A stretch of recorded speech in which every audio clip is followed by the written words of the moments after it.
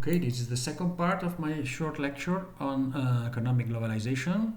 Sorry about the break, but now I am sure it's working and I am much more confident of what I am doing.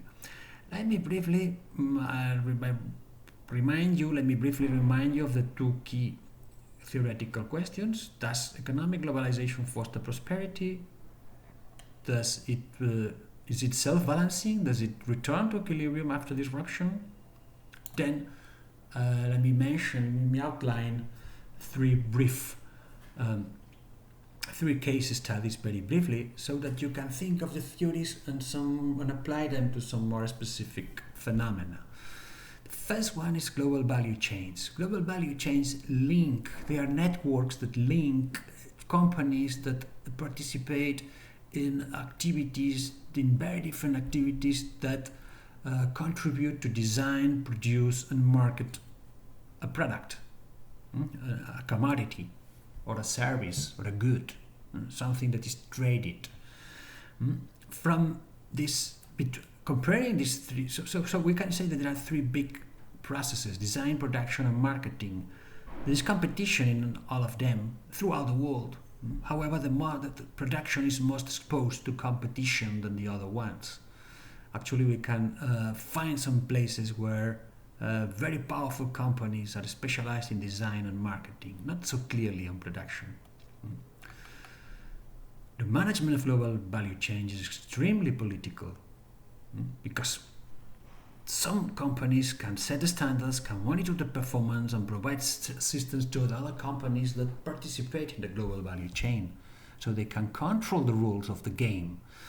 Additionally, China has built a connection with Africa, a kind of low-quality GVCs that are particularly adapted to the African situation, but it's hard to see how this kind of change can work elsewhere. So there we have companies, governments influencing global value chains, and we have not so automatic mechanisms as the scholars who work with classical trade theories of international trade assume. They did not elaborate significantly on these political, economic, global value chains, which eventually, the existence of this change eventually challenges the assumption that countries become specialists in some activities and they can compete as a whole, as a unit. Each country is a unique competitor in the world economy. Innovation is also an issue. Innovation does not take place, is not a consequence of a single individual, but of social systems that operate across geographical scales. That's because knowledge is collective. It's not just the outcome of a single mind. The knowledge is organized into paradigms that change depending on the response to a number of challenges, and because knowledge is both explicit and implicit. So although we can share knowledge online, innovation eventually takes place in networks that are rooted in a place. And here you have a list of very famous places where innovation has been important. This is local spaces with a particular have developed a particular image of themselves, that are meaningful, have created meaningful images of themselves, and are nodes of innovation, global nodes of innovation. Geographer Richard Florida argues that there are three T's. The three T's actually are the contribute to the making of this place. These are technology, tolerance, and talent.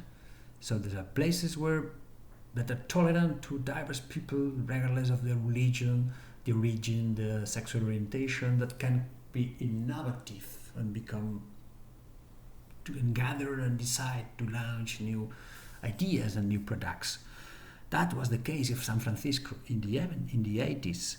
And Florida has shown how urban decline has been reversed in some places in the US thanks to the attraction for this kind of people.